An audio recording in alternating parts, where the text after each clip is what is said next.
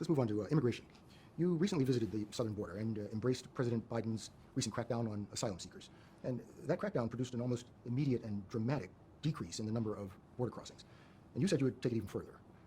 If that's the right answer now, why didn't your administration take those steps in 2021?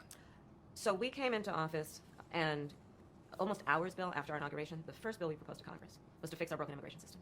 Fast forward to a moment when a bipartisan group of members of the United States Senate, including one of the most conservative members of the United States Senate, got together, came up with a border security bill, which I support.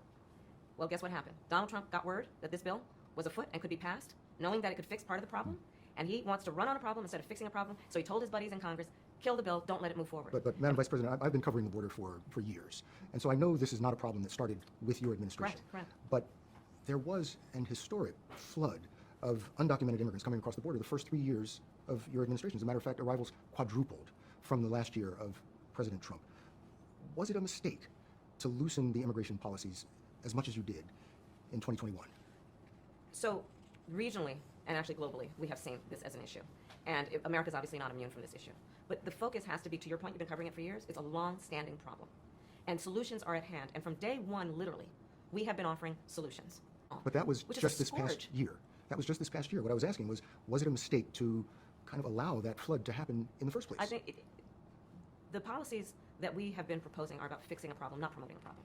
Okay? But the numbers did quadruple. And the numbers today, watch. because of what we have done, we have cut the flow of illegal immigration by half. But should you have done that? We have cut the flow of fentanyl by half. But I guess my question is, it's a pretty simple one. If this is the right answer now, what you tried to do with the bipartisan bill... And what we tried to do on day one, Bill, and what we tried to do on day one.